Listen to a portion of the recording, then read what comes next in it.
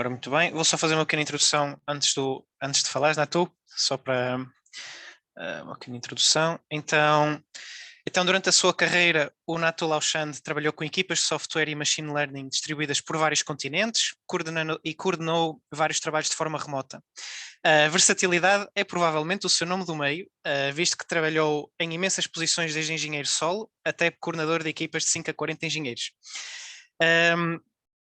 Portanto, queria só dizer já agora que recentemente o Natu publicou um livro, já disponível para compra, relacionado com engenharia envolvendo a ferramenta de machine learning chamada MLflow, e sabendo eu, em primeira mão, o profissionalismo e qualidade do trabalho do Natu, eu só quero ter mais um bocadinho de tempo para poder ler este seu novo livro.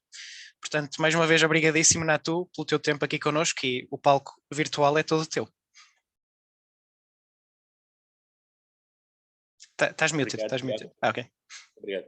Consegue ouvir-me agora? Sim, sim, agora já está, sim. Obrigado. Obrigado pela pesada apresentação. Espero cumprir Sem pressão, com sem pressão. expectativas super altas. O meu nome é Natu Lauchand, sou moçambicano e trabalho em engenharia de dados, talvez há aproximadamente 10 anos. Tal como o Tiago disse, isto é uma introdução com um pouco mais de detalhe. Então, tipo, em Moçambique trabalhei vamos dizer, engenharia, na área de dados em particular.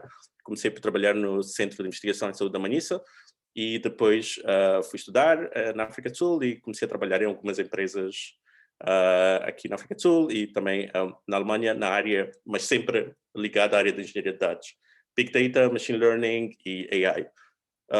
Então, estou aqui venho aqui fazer-vos uma apresentação sobre a área de engenharia de dados como pilar da aprendizagem de máquina e inteligência artificial. O objetivo desta apresentação é introduzir este conceito de engenharia de dados no contexto de machine learning e inteligência artificial. Essa apresentação, a apresentação em si é mais um guia sobre o que eu vou estar a falar e o mais importante é, na prática, o que eu vou estar a dizer em cima da apresentação. E a ideia é introduzir conceitos e expor-vos a este conceito de engenharia de dados, que vocês já devem ter visto de uma maneira ou de outra nas sessões anteriores. E o pressuposto aqui é o pressuposto que eu parto aqui é que vocês já sabem algumas coisas de machine learning, tipo que aprenderam nos tutoriais. Ontem isto aqui é mais um complementar e introduzir este novo aspecto de machine learning chamado engenharia de dados. É uma área muito extensa, mas eu vou-me focar em áreas diretamente relacionadas com machine learning e introduzir cada uma dessas áreas a alto nível. E depois no final podemos estar a tratar de perguntas e coisas desse tipo e coisas desse tipo. A apresentação está misturada, tem muitas coisas em inglês e algumas em português e obviamente, então vamos começar. Então, tal como eu disse, os tópicos da apresentação é dar esta visão de alto nível sobre engenharia de dados e inteligência artificial. É algo muito baseado na minha própria experiência e, obviamente, dependendo do sítio onde vocês trabalham ou fazem pesquisa, a engenharia de dados pode ser vista de maneiras diferentes. Em muitos sítios é parte do trabalho do data scientist ou do engenheiro de machine learning e depois vou apresentar 3 projetos diferentes. Um em processamento de linguagem natural, um em computer vision, a visão computacional, e um em que apresento dados tabulares, dados mais comuns, e vou tentar explicar aspectos relacionados com a engenharia de dados e que tipo de ferramentas podem ser usadas e qual é o approach, só para vos dar um senso de onde esta área está a ir e o que é que essa área pode fazer. Esta figura é muito importante, tipo, em termos em geral, da hierarquia em data science ou machine learning. Ou seja, a parte inicial é efetivamente coletar dados. Sem dados, todos sabemos que não há machine learning, não há inteligência artificial. E depois daí, tipo, as empresas passam por instituições passam por diversas fases de maturação nessa área. Então, é muito difícil saltar de não ter dados para ir diretamente fazer AI e deep learning ou redes neuronais e coisas desse tipo. Então, normalmente, as empresas começando vamos dizer, da base da pirâmide, terem os seus dados organizados, terem os seus sistemas de coleta de dados centralizados e a funcionar de um modo eficiente e correto e corretamente, podem começar a ganhar valor de toda esta revolução que estamos a viver, vamos dizer, nesta geração, em termos de aprendizagem de máquina e inteligência artificial. Então, a primeira fase, obviamente, seria a instrumentação, ou seja, os nossos sistemas devem estar preparados para expor os dados que são gerados pelo sistema, de uma forma que pode ser consumida e armazenada de um modo eficiente. E, obviamente, depois disso, existe sempre uma fase, obviamente, de transformação de dados e podem começar a fazer coisas pequenas, como detectar anomalias de dados e coisas desse tipo. E, obviamente, depois, existe uma parte que, nos últimos anos, tem sido um pouco, vamos lá dizer, negligenciada em relação à inteligência artificial e aprendizagem de máquina, que é a parte de análise de dados, que é extremamente importante e vamos dizer, e pode gerar muito valor para uma organização com uma análise de dados simples, tipo estatísticas simples e coisas desse tipo. E, obviamente, a segunda fase é começar a implementar algoritmos de machine learning tradicionais, tipo os vossos Gradient Boost, XGBoost, por exemplo, ou árvores, ou algoritmos em árvores, ou Logistic Regression. E esses algoritmos que neste momento são considerados, de certa maneira, old school, ou antigos, mas que esses algoritmos normalmente são os mais fáceis de implementar no início, e obviamente depois pode chegar a algoritmos mais avançados, como redes neuronais e coisas mais complicadas. Engenharia de dados, neste contexto em particular, prima por esta primeira parte desta pirâmide. Então, a coleção de dados, movimentar os dados de um lado para o outro, gravar em um sítio onde pode ser consumido, porque muitas vezes tens um sistema que está a produzir, sei lá, 10 gigabytes por segundo. Onde é que vais deixar esses dados? É extremamente caro. Então, é extremamente importante saber como é que vais movimentar os dados e guardar os dados corretamente. E, obviamente, depois, agora, na geração do Big Data, é como é que vais explorar e transformar. Todas essas decisões fazem parte, de certa maneira, da área de engenharia de dados. Isto pode ser feito por cientistas de dados e por toda a gente, mas começa a emergir como uma disciplina nova. E, obviamente, tem a parte mais comum, que é a parte de Analytics e Machine Learning, que é mais da componente de ciência de dados. Então, normalmente, esta é uma figura emblemática. O engenheiro de dados está ali para carregar o cientista de dados de modo a que ele possa, em conjunto, tirar o maior partido e agregar valor às empresas e organizações com os dados que colhemos. De um modo geral, engenharia de dados envolve este fluxo. Tens as fontes de dados e tens os processos relacionados.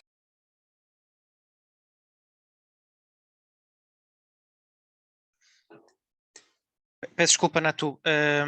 Foi aqui uma reconfiguração. Estás muted. Peço desculpa. Foi culpa minha. Sem problemas.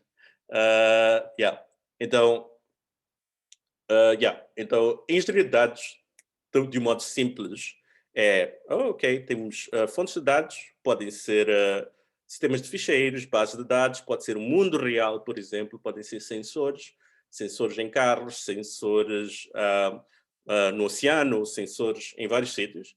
E, obviamente, é preciso coletar esses dados todos e, de acordo com o problema que estás a resolver, obviamente, limpar e fazer a extração de dados. E depois, obviamente, quando estás a preparar os dados para Machine Learning, é uma área extremamente importante, que chama-se de geração de features, ou geração feature engineering. Ou seja, os dados para Machine Learning têm que ser preparados de uma maneira muito específica, senão não se consegue tirar proveito dos algoritmos. Ou seja, tem que se criar várias variáveis a partir de uma variável específica para que se tenha maior partido. Por exemplo, vou dar um exemplo concreto. Se estás a tentar fazer um algoritmo de detecção de fraude e tens transações, normalmente uma coisa muito importante que se pode fazer é pegar a data e criar variáveis a partir da data. Isto é um feriado. Ok. Isto é dia de salário. Ok. Isto é o primeiro dia do mês, é o final do mês, ou é noite, é de dia. Isso podem ser variáveis independentes que tornam, e que se tu atiras essas variáveis para os sistemas de machine learning, eles podem claramente detectar sinal e produzir sistemas de predição e saber, e a pessoa poder detectar se há fraude ou não, por exemplo. Esse é o exemplo concreto. E outra coisa que isto é de machine learning em geral e da área da engenharia de dados é esta mudança de paradigma. Hoje em dia, tipo, não estamos a programar, vamos dizer, a programação tradicional é basicamente onde tu tens dados a virem do sítio e tens o teu programa com regras e linhas e produzes o output. Ou seja, vamos dar o exemplo para detectar se alguém, por exemplo, corre o risco de ficar doente. Então, tu recebes um conjunto de variáveis, tens o peso, idade, vamos dizer, colesterol, febre, se tem febre ou não, temperatura e coisas desse tipo, essas variáveis biomédicas. E depois podes usar um algoritmo tradicional da área de medicina feito por um especialista e que detecta, não, esta pessoa vai ficar doente. Isto são regras, não há machine learning, é um sistema tradicional em que se pode programar de um modo simbólico ou com as tecnologias normais. A inversão que toda esta nova área faz é que, em vez de programarmos desta maneira, já não precisamos de programar, desde que encontremos exemplos e explicar exatamente qual é o output, exatamente qual é o target, como vocês aprenderam ontem. Na prática, o modelo é tirado e o modelo pode ser visto tão simplesmente como um programa. Então, neste momento, nós trabalhamos os dados para produzir programas em vez de codificarmos programas. E este é todo este princípio em geral desta área de machine learning e a razão pela qual eu falo de engenharia de dados neste contexto é que isto são dados e isto são dados.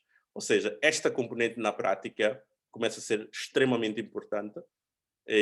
Estas duas linhas, dados, mais dados, porque o output na prática é colecionar dados, o resultado na realidade, começa a ser mais importante do que codificar na prática. E este é um paradigma que faz sentido em alguns sítios. Tipo, temos que assumir isto, não resolve todos os problemas e a engenharia e a indústria disto ainda está a evoluir. Cool. E outra coisa para tentar dar mais contexto à sequência da engenharia de dados, isto é tipo um modelo que é utilizado, por exemplo, na Uber para criar projetos de machine learning, porque, vamos dizer, projetos de aprendizagem de máquina e inteligência artificial são projetos normais. Então, eles têm que ser organizados com base em processos que nós já conhecemos e já se usa na indústria, que precisam ser adaptados. São projetos, no fim do dia. Tem que existir uma motivação de negócio. Tu tens que saber detectar tipo, o produto, um produto viável, por exemplo. E, obviamente, todo o ciclo de prototipagem é extremamente importante até detectar se faz sentido ou não mover este produto para a produção ou se pode ser explorado comercialmente. E, obviamente, depois a segunda fase é basicamente levar o modelo para a produção e, obviamente, depois daí é, obviamente, um processo de monitoria e avaliação. E em todos esses sítios, para além da ciência de dados tradicional, que nós já sabemos é extremamente óbvio, que é necessário em todas as partes, temos de saber manejar dados. Por exemplo, na área da prototipagem é preciso entregar dados que sejam funcionais. Estes processos de recolha de dados e preparação de dados precisam depois de evoluir para sistemas de produção. E aí entram os conceitos importantes em engenharia de dados, como pipeline de dados e coisas deste tipo. Ok? E, obviamente, é preciso mensurar depois qual é o efeito destes sistemas de machine learning, porque não é óbvio. Tipo, a minha experiência diz que esses sistemas de machine learning levam anos, normalmente, a começarem a ficar adaptados à realidade em que estão inseridos. E é preciso normalmente muitos dados. E outro ponto importante que eu acho que foi tocado em algumas das apresentações de ontem é que no fim do dia, tipo, explorar esses sistemas, criar serviços que possam ser úteis a pessoas é um processo de engenharia. E tipo, normalmente isso funciona bem na minha máquina com o notebook em Jupyter e quando tu vais em produção na vida real, isto 90%, 80% do tempo é passado no sistema de engenharia de volta.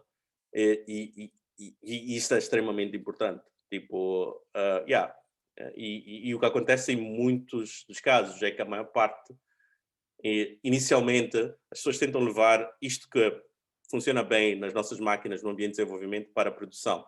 E isto normalmente é um problema grave. E normalmente uma das componentes importantes de uma perspectiva de engenharia é tipo os pipelines de dados, tipo o processo de recolher dados e limpar os dados e produzir e fazer feature engineering.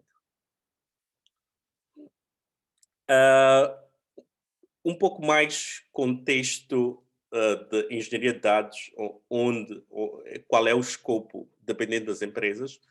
É tipo, tu tens o engenheiro de dados aqui que produz os dados que são importantes para produzir o modelo e, obviamente, tens em algumas empresas, mas em muitos sítios isto não está muito claro. Tens o conceito de ML Engineers que são responsáveis pelo deployment e pela produção de modelos e APIs e integração com sistemas de back-end. Isto é uma outra forma de ver onde ficam os engenheiros de dados. Apesar deste quadradinho ser muito pequeno, eu acho que este quadradinho devia ser o maior que está aqui. Isto pode ser, de certa maneira, controverso, mas, no fundo, sem isto, nada do que está em frente acontece. E as pessoas normalmente dedicam quase 80% do tempo a prepararem os dados e sistemas de processamento de dados. Isto é outra forma de também ver tipo, quais são os skills principais na área de engenharia de dados que são necessárias. Mas isto varia de empresas. Em alguns sítios Analytics é importante, mas em muitos dos sítios que eu noto ultimamente é mais uma mistura de entender porque que o data scientist, porque que um determinado dataset é necessário para modelagem, para criar modelos e, obviamente, tem alguma interseção com o processo de engenharia e machine learning, tipo como é que o modelo vai para a produção e quais são os sistemas de controle da qualidade de dados e quando é que deve tirar o sistema de produção porque, por exemplo, um data pipeline não chegou a tempo e coisas desse tipo. E, obviamente, uma parte cada vez mais importante e que muita gente, e acredito que deve ser a experiência de muitas pessoas, é que esta área de infraestrutura, porque neste momento infraestrutura, de certa maneira, parece desenvolvimento. Então, tipo, começa a ser cada vez mais importante, porque temos cada vez mais dados e muitas vezes é preciso lançar várias máquinas para poder processar os dados que temos, porque isto que a gente processa nos nossos computadores pessoais muitas vezes não é suficiente, a potência que temos não é suficiente, precisas de um cluster e de muitas máquinas. Isto foi um conjunto de conceitos para tentar contextualizar a engenharia de dados. O que eu vou fazer agora é dar alguns exemplos de projetos e falar assim a alto nível do que é que pode ser a engenharia de dados em esses projetos. E depois vou dar, os primeiros 2 exemplos vão ser um pouco ao alto nível, depois posso apresentar um exemplo assim um pouco mais detalhado e depois posso colocar links no final que posso partilhar. Acho que foi muito longo em relação à engenharia de dados, então é uma área adjacente a Data Science, mas é a área que está focada em garantir que os dados sejam corretos, tenham qualidade e que sejam suficientemente potentes ou tenham capacidade preditiva para serem executados por modelos e a partir daí tomarem decisões de negócios. E, obviamente, todo o processo de monitoria também tem a ver com a engenharia de dados. Okay? Então, podia falar de um projeto que tivemos o Luís e o Tiago também envolvidos nesse projeto, para além de e outras pessoas que acho que estão no estado do Lúrio, que acho que este projeto vai ser apresentado amanhã em uma das mesas redondas. Mas a ideia deste projeto era usar inteligência artificial para detectar o estado de conservação de corais, ou seja, neste caso nós queremos medir tipo a quantidade e as espécies de peixes que estavam a passar em uma determinada localização no mar. Então, basicamente, o que precisávamos ter aí é tipo câmaras instaladas underground, e a partir daí termos recolher essas imagens das câmaras e a partir daí detectar qual era a espécie de peixe específica e criar modelos para isso. Mas eu vou falar especificamente da componente de dados. O que é que seria um pipeline de dados, por exemplo? Né? Então, um pipeline de dados desses, por exemplo, seria... Isto aqui seria o sistema que estaria, por exemplo, por baixo d'água e queria fazer predições com as imagens, por exemplo, tens uma imagem X e ele iria dizer o que é que o sistema inicialmente está a prever que seja a espécie de peixe específica, ou barracuda, ou sardinha, ou atum, ou alguma coisa assim. E a partir daí, este sistema que nós chamamos AI Coral Data iria levar essas predições, porque nós sabemos que no início essas predições não vão estar perfeitas, iria levar para um outro sistema que se chama um sistema de anotação, em que teríamos especialistas humanos, chama-se Human in the Loop Technique, a corrigirem os dados. E depois de corrigirem os dados, este sistema iria produzir dados de treino. E depois, a partir daí, o novo modelo podia ser treinado. Então, este é o exemplo do ciclo virtuoso, de certa maneira, em que a algum momento o sistema fica tão inteligente, tão bom, que deixa de precisar de ser corrigido e que aprende corretamente para aquela determinada localização como fazer a predição correta da espécie de peixe ou de animal que está ali. Então, a componente de engenharia de dados seria recolher esses, poder tirar esses dados, por exemplo, do Raspberry Pi, que teríamos debaixo do mar, enviar para os sistemas de anotação especializados em Computer Vision e persistir os dados e produzir dados preparados para serem treinados e um modelo produzido. Então, este seria o contexto da engenharia de dados, seria basicamente este bloco aqui, mas este é um dos blocos. E existem, obviamente, toda a parte de treinamento que é extremamente complexa também. Mas isto é só para dar o contexto neste projeto específico do que é que foi e depois podemos dar links. Temos links no GitHub e coisas desse tipo. Um outro exemplo, aquele exemplo foi da visão computacional, outro exemplo de um projeto em que participei no passado era este exemplo, este projeto por uma ONG chamada Omdena. Então, este exemplo era, por exemplo, e são coisas que podem fazer sentido em Moçambique neste momento. Eu acho que vocês já ouviram falar de stress pós-traumático em zonas de guerra e coisas desse tipo, que afeta principalmente crianças e soldados. Então, um dos problemas que temos em muitos destes locais é a falta de pessoal médico qualificado. Então, um problema muito grave que tem consequências a longo termo é o que se chama de stress pós-traumático. Então, a pergunta de pesquisa deste projeto era: será que podemos criar um sistema, não que detecte, mas que detecte risco disto poder acontecer, dependendo do que a pessoa estiver a dizer ou a conversar ou em uma sessão, ou por WhatsApp, se tiveres um chatbot a fazer algumas perguntas que fazem sentido, e as pessoas que tiverem alto risco, o que queremos fazer é encaminhar essas pessoas para os recursos escassos que temos em psicologia e em coisas desse tipo, e depois poderem ter um tratamento apropriado. Então, neste problema, é um caso diferente. O que os dados são, é texto, não, é agora. Então, tipo, o processo é relativamente diferente. Então, por exemplo, uma das escolhas que foi feitas nisto é que precisamos, de novo, de inteligência humana para produzir algumas variáveis de especialidade. Por exemplo, neste caso, a abordagem foi esta. Então, tipo, pegar nestes dados e depois tentar extrair a partir daí, semanticamente, tipo, variáveis numéricas, essas variáveis que vocês podem ver na direita.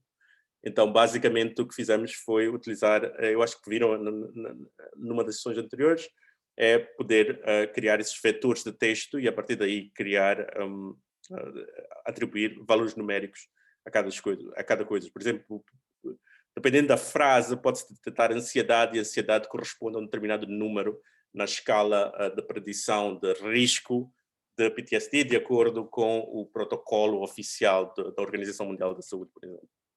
Ok? Então, isto é o exemplo e isto seria a compreender a engenharia de dados. Como organizar esses dados, como recolher esses dados todos corretamente e fazer essa transformação de dados de um modo que algoritmos possam facilmente fazer a decisão e fazer a predição. E ainda para dar mais contexto sobre a engenharia de dados num projeto mais complexo de inteligência artificial, e poder dar um exemplo, isto é um sistema um pouco mais complexo, em que teríamos um sistema completo no fundo, em que tem uma componente de Data Science Workbench. Data Science Workbench é basicamente um sistema integrado. É basicamente um sistema que começa do desenvolvedor de modelos e está integrado diretamente com o ambiente de treino, e tens o conceito de Model Registry. Isto é uma base de dados para modelos, para empresas que têm muitos modelos, e tens uma componente de monitoria da área de métricas, e tens uma componente de deployment de sistemas, e tens obviamente os teus sistemas de front-end.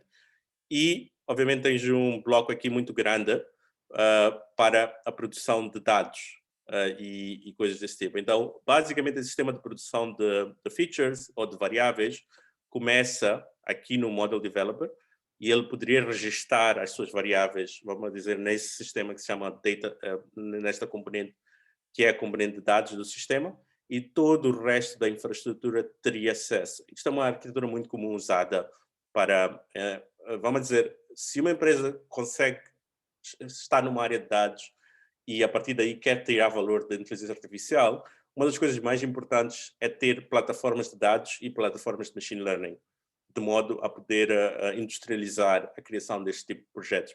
Porque na prática é preciso criar muita interação, porque não se sabe o que vai funcionar.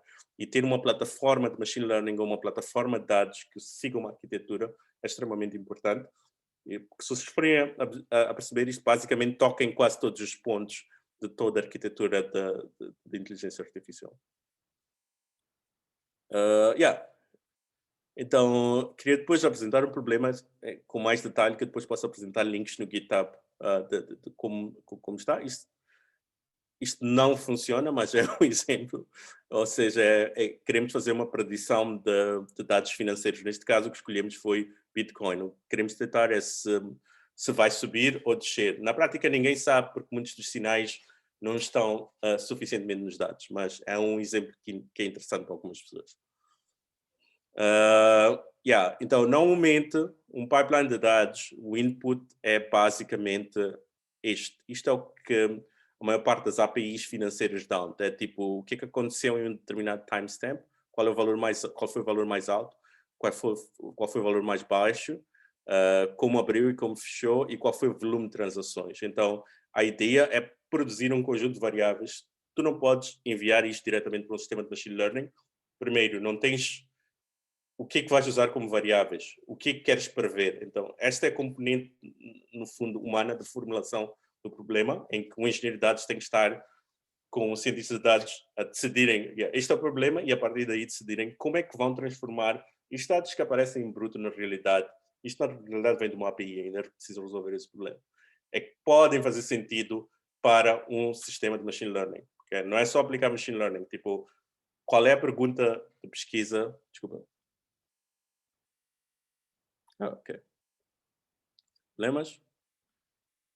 Então, por exemplo, voltando a esta componente, uma alternativa de hipótese é tentar usar para ver o delta entre dias anteriores. Isto é o que aconteceu, por exemplo, entre hoje e o dia anterior. Pode haver alguns erros aqui. Exatamente. Acho que esta é a diferença. E se a diferença é positiva, tu podes colocar 1, se a diferença é negativa, tu colocas 0, e se não, 1. Então, isto já começa a ser algo, isto é uma classificação binária, podia ser outra coisa, que pode ser previsto, e a partir daí, ah, a decisão é como é que vai ser o pipeline de dados. Então, normalmente, isto é um exemplo de uma arquitetura de pipeline de dados. Ok, precisamos de adquirir os dados. Depois, o que é que precisamos? Precisamos de verificar se esses dados estão corretos. E depois, o que é que precisas de fazer? Precisas de gerar um conjunto de dados de treino. E a engenharia de dados começa-se a maturar um conceito de que os dados têm 3 estágios, mas isto já é muito antigo da área de Data Analytics e Data Warehousing em geral. Ou seja, existem os dados em bruto que são adquiridos e que têm de ser guardados, existem os dados que são verificados, que chama-se Stage Data, e existem, vamos dizer, os dados dourados, de certa maneira, os dados de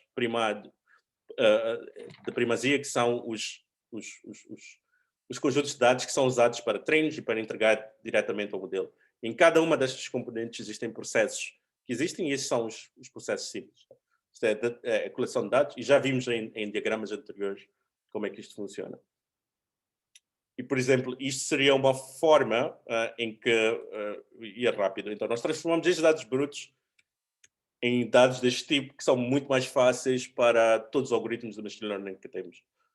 E isto é produto de um pipeline de dados que pode funcionar todos os dias, todas as horas, ou a cada 5 minutos e coisas desse tipo, e pode ser entregue a um algoritmo que depois pode tomar decisões no mercado ou avisar as pessoas e coisas desse tipo.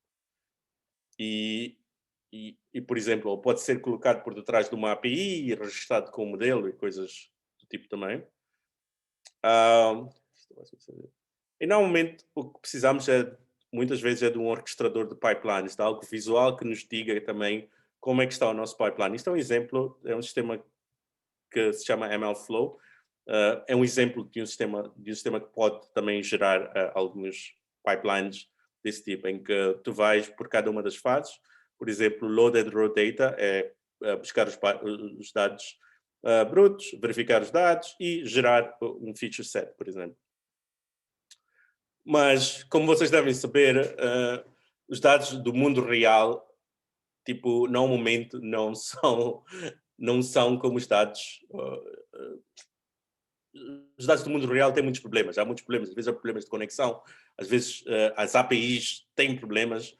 Então é preciso fazer validação de dados, porque se o sistema está todo automatizado, há muitos riscos de negócio ou para o projeto de pesquisa se não se faz validação dos dados.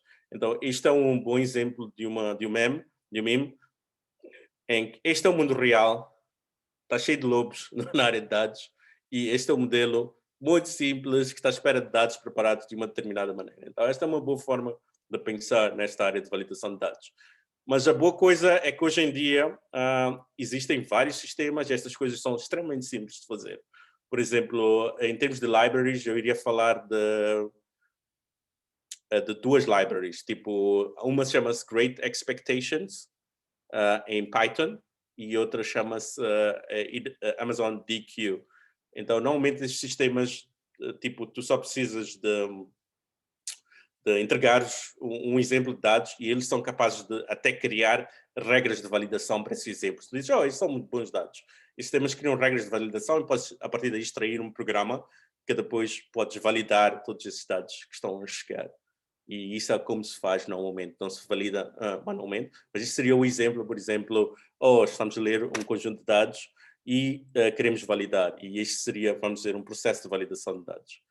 Outra coisa importante na validação de dados que tem que se fazer é que muitas vezes o regime pode mudar. Tipo, vamos dizer, se for uma estação ou os modelos que funcionam de dia, muitas vezes são os modelos que não funcionam de noite, porque as condições podem ser diferentes. Então, uma coisa que é muito importante é saber detectar esses drifts na prática, na distribuição.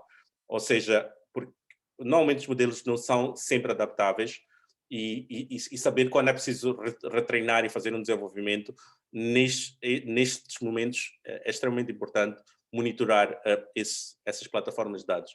Uma maneira de fazer isso é usando técnicas de detecção de anomalia, onde podes usar coisas como clustering, k-means e perceber coisas que estão fora do padrão e lançar alertas. Mas outra maneira importante é monitorar distribuições de variáveis de entrada. E isto é, vamos lá dizer, a engenharia de dados um pouco mais avançado, em que tens ferramentas que controlam as distribuições. Isto seria a distribuição de referência e isto é a distribuição atual que nós estamos a receber para executar um treinamento. E o que é que acontece? Qual é a diferença?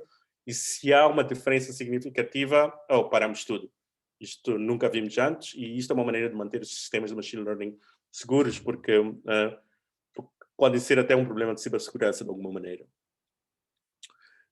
Coisas interessantes que estão a surgir na área de engenharia de dados é versionamento de dados, ou seja, tratar dados como GitHub, como nós tratamos o Git, no fundo, ou seja, em que podemos fazer viagens no tempo nos dados. Então há sistemas famosos muito importantes, podem ver, um deles chama-se Delta Lake, da Databricks, e outro sistema chama-se DVC, ou seja, nós conseguimos ver como é que os dados estavam em um determinado dia ou em um determinado segundo.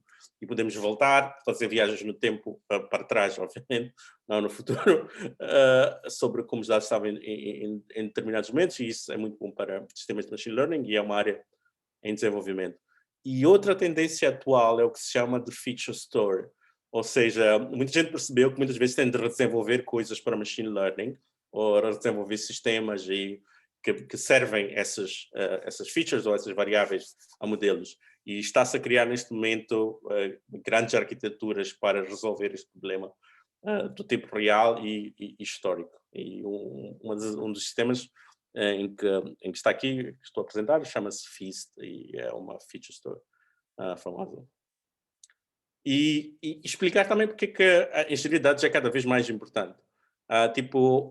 Existe este conceito de AutoML que vocês já devem ter visto em muitos sítios, em que vocês só precisam de entregar ao sistema os dados e ele depois decide, testa vários algoritmos, milhares de algoritmos em cadeia e diz-te quais são os algoritmos mais indicados e a partir daí, se queres melhorar alguma coisa, podes pegar um desses algoritmos e trabalhar em cima desses algoritmos.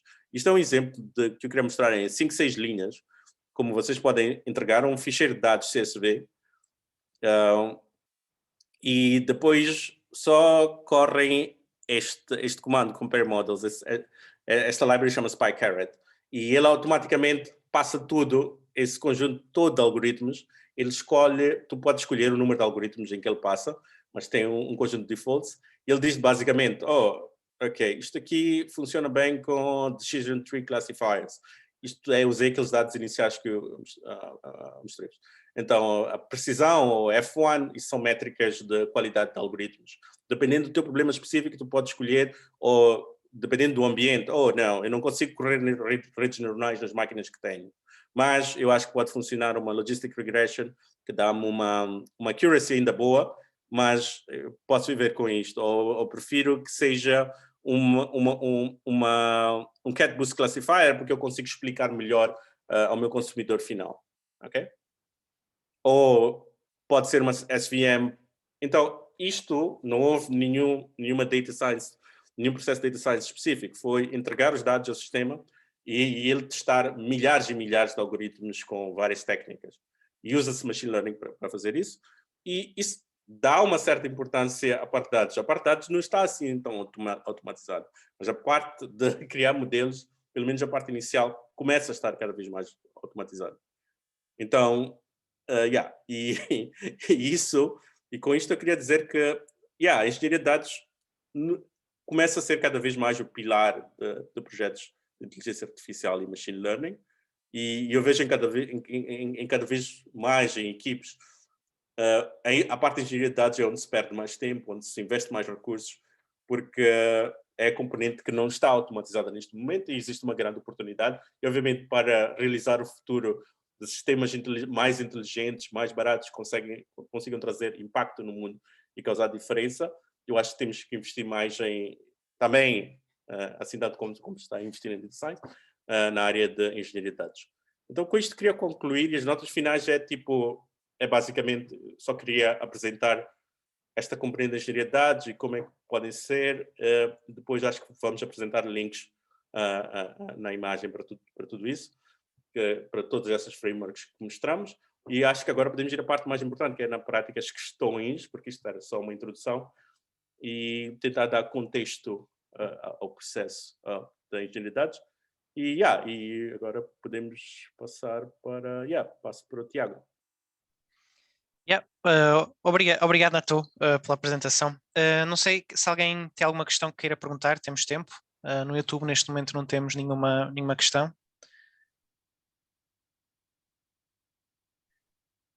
Ora bem, se ninguém tem questões para já, eu por acaso tinha uma que estava bastante curioso.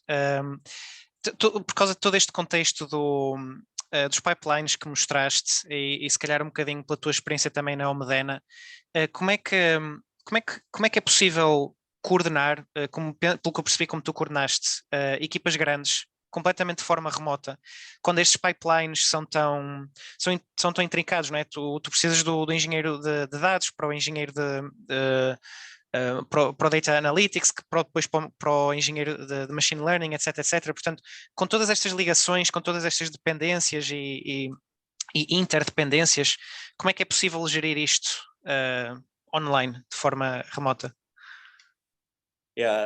Isso na prática é muito complicado, mas o grande ponto para mim é sempre o segredo de tudo, é tipo dividir para reinar. Se as coisas estão extremamente organizadas, se a equipe de dados está dividida em componentes principais e, como é que se diz, a interface é extremamente explícita, estamos à espera do seguinte ficheiro do vosso lado e este ficheiro tem o seguinte schema, as seguintes variáveis. E apesar de nós não termos isto, esta é tipo é a nossa interface e o nosso contrato entre os diferentes componentes. Ou seja, na prática o que tu queres é não bloquear as outras pessoas de maneira que se possa trabalhar de uma maneira síncrona. Então, se eu for a voltar ao passado e para este projeto grande em que tínhamos 40 pessoas, basicamente tínhamos isto muito bem definido logo ao início. Ou seja, tu colocas pessoas de acordo com os seus interesses e definem claramente qual seria o pipeline e cada um cria produtos sample de cada componente do seu pipeline. Este é o produto sample e toda a equipe, que na prática cada sub-equipe, obviamente tu não trabalhas com 40 pessoas ao mesmo tempo, então cada sub-equipe está dedicada a uma componente específica e sabe claramente o que é que tem que fazer. Não sabe exatamente como fazer, mas toda a gente sabe que eles, ao final deste tempo, vão produzir um ficheiro deste tipo ou uma API deste tipo e tu que estás um pouco à frente podes ler e saber e ter a garantia que aquilo vai acontecer e podes começar a trabalhar imediatamente depois da definição da interface. Okay. Mas achas então... desculpa. Não sei se era a resposta que querias ouvir, mas... Não, exatamente, estava curioso. Queria só já agora, nesse sentido, tu achas que é possível ter trabalho completamente remoto ou tu achas que há alguma coisa que se perde com o trabalho remoto? Pela tua resposta agora, tudo é possível, não é? Desde que estejam os esquemas bem definidos e assim? Esquemas bem definidos, eu acho que não. E principalmente se as pessoas estão precisarem de fazer reuniões para nada. Tipo, o grande problema tipo, ter todas as pessoas no mesmo fuso horário, coisas desse tipo. Pois. Então, isso normalmente é problemático. Então, tipo, o que acontece normalmente é tipo, está tudo no Slack, é tudo assíncrono e tudo em cards, no issues ou alguma coisa assim. E desta maneira, em que a comunicação é primariamente assíncrona, e só quando há problemas extremamente graves que tu não podes resolver de uma maneira síncrona, é que fazes alguma comunicação síncrona. Ok, obrigado. Temos tempo para mais perguntas, se alguém tiver. Portanto, se alguém tiver perguntas também no YouTube, se quiserem escrever, ou podem simplesmente ativar o microfone. Parece-me que há bocadinho havia alguém, mas...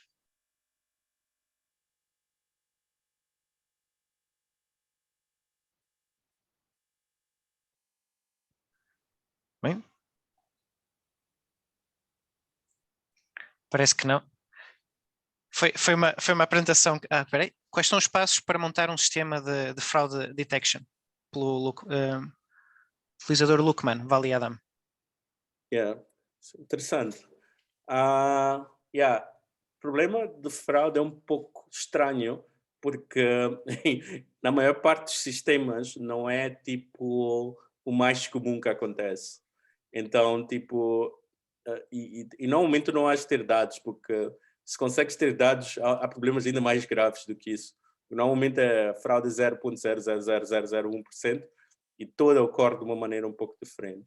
Então, normalmente a recomendação é analisar os exemplos de fraudes que tens e começar sempre por um sistema de detecção de anomalias, que são algoritmos que só notam se algo está fora do padrão e depois passar estes casos em que estão fora do padrão por um utilizador humano que depois daí pode-se fazer investigação. Isto pode ser uma maneira de criar um sistema de fraud detection e depois, obviamente, com o tempo, ir criando uma base de sistemas que podem ser anotados. Yeah. Ok. Acho que... Yeah. Obrigado, Natu. Ok. Obrigado, Lukman. Ainda temos tempo para mais uma pergunta curta, se alguém quiser. Natu, eu achei muito engraçado. Acho que as pessoas tinham de ter perguntado, estudantes principalmente. O AutoML, existe uma versão mais open source? Eu sei que esta AutoML acho que é da Google, se não me falha a memória. Não. A versão que eu te mostrei é completamente open source. Chama-se Open source. PyCharacter. All right. Podes... Tipo, completamente Mahala. Mahala. Quantos? Porque a versão que aqui eu tinha conhecimento eram 5.000 para Natural Language Processing, tinha 5.000 palavras que eles deixavam. Ok, Não, okay. isto é completamente open source, mas obviamente tens a garantia open source. Mas obviamente esses sistemas de AutoML são o início, né? Uhum. Dão-te uma dica do que pode funcionar e depois tens que ir e como é que se diz? E modelar corretamente. Esse é o início. Ok. Eu acabei de aprender uma expressão nova. Mahala, estava a procurar aqui no Google. É uma expressão informal da África do Sul. Estava aqui a ver no Google. Não é da África do Sul. Isso é de Não? Moçambique. A sério? Olha, o Google está a dizer South Africa. South African Informal. Que engraçado. Ok. Nice. Pronto. Ok, vou dar por terminada a sessão, então. Vamos ter um intervalo. Tiago, desculpa, há uma pergunta do Mário citou. Eu gostava de saber, desculpa, no chat. Não vi. Não estou a ver essa pergunta. Deve ter sido diretamente para ti, então. Podes perguntar? Ok, aqui gostava de saber mais sobre o projeto de predição do trauma pós-guerra, no contexto da aquisição de dados por ser uma área reservada. Se o projeto foi implementado, já convivi com ex-militares que sofrem com isso. Tens alguma coisa a dizer? Eu perdi um pouco de track com o projeto, mas da última vez que eu vi falar disto, estava-se a fazer um piloto, já não me lembro do país, mas eu posso dar um link para o projeto. Acho que está online. E pode ter o link para a organização que implementou.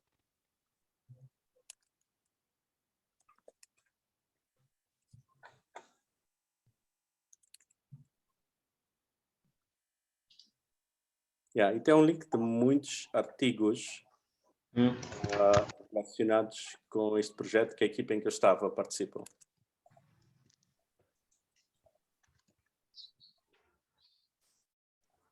Ok. Nice. Então, sendo assim, mais uma vez obrigado, Natu.